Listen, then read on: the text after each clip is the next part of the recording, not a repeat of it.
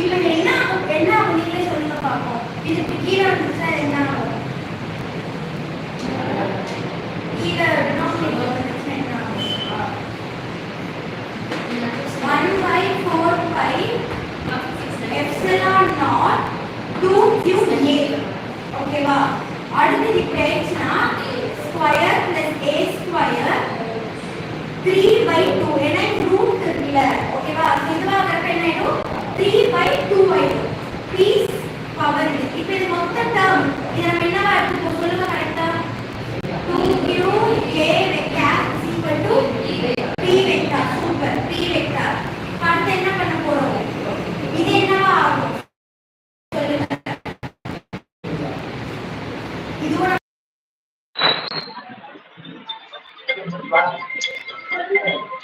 இதெல்லாம்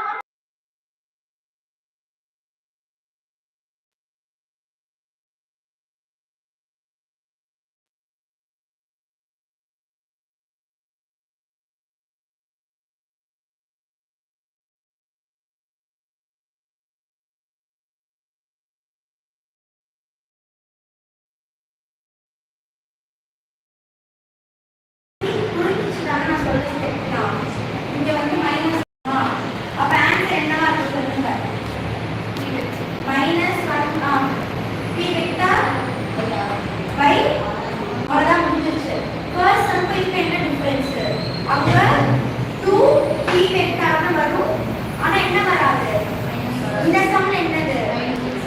இங்க p vector. இப்போ நீங்க என்ன பண்ணணும்னா நம்ம வந்து நான் சொன்னேன்ல இன்னைக்கு எவ்வளோ 5 மார்க் படிச்சு நாளைக்கு 2 மார்க் 3 மார்க் பார்ப்பீங்களா? அதுக்கு அடுத்து என்ன பண்ணணும்? காலையில் எழுந்திரிச்சு 5 மார்க் டிவிஷன் பண்ண மட்டும்தான் மார்க் எழுத முடியும். அப்போ நீங்கள் என்ன பண்ணணும்னா ஃபிசிக்ஸுக்கு சொல்லி தனியாக நோட் மெயின்டைன் பண்ணுங்க. அந்த நோட்டில் என்ன எழுதணும்னா ஈக்குவல் ஓரியன்டே சாப்டர் 1 போட்டு ஷார்ட்டாக ஈக்குவல் ஓரியன்டேன்னு போட்டுக்கோங்க. ஃபர்ஸ்ட் ஆக்சைடு பிளேன் போட்டுக்கோங்க. ஃபர்ஸ்ட் ஸ்டெப் ஆக்சைடு பிளேனுக்கு என்ன ஃபார்முலா பார்த்தோம்? E vector is equal to 1 by இதுன்னு பார்த்தோம். அதான் காமன். ஃபைனல் ஆன்சர் என்ன பார்த்தோம்? 1/4 by epsilon naught அந்த மாதிரி பார்த்தோம். வெறும் ஸ்டார்டிங்கையும் ஃபைனலையும் மட்டும் எழுதி வச்சுக்கணும். சொல்றது புரியுதா நான் சொல்றது? ஸ்டார்டிங்கையும் ஃபைனலையும் எழுதி வச்சுக்கிட்டு இப்போ இது வந்து ஆக்சியல் அப்படின்னு சொல்லி எழுதி வச்சுக்கணும். அடுத்து செகண்ட் ஈக்விட்டோரியல் அப்படின்னு சொல்லி அதோட ஸ்டார்டிங்கையும் அதோட எண்டிங்கையும் எழுதி வச்சுக்கோங்க. அதே இப்போ நான் சொல்லி கொடுக்குற எல்லா 5 மார்க்குக்கும் ஸ்டார்டிங் எண்டிங் பண்ணீங்கன்னா நீங்க காலையில ரிவைஸ் பண்றப்ப அந்த ஸ்டார்டிங்கை பார்த்தீங்கன்னா அடுத்தது என்னென்ன மைண்டுக்கு வரும் வரலையா டக்குன்னு முக்கியத்துவம் ஓப்பன் பண்ணி பார்க்கணும். நான் சொல்றது புரியுதா? இது பெட்டர் ரிவிஷன்.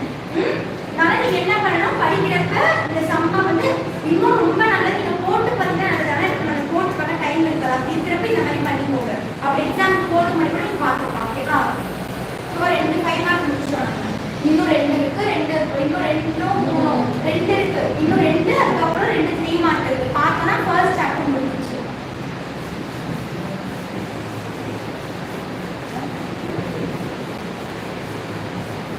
நான் முடிஞ்சோடனே யாராவது ஒருத்தர் வந்து போட சொல்லுவேன். இந்த 2 ஏதாச்சும் போர்டில் வந்து.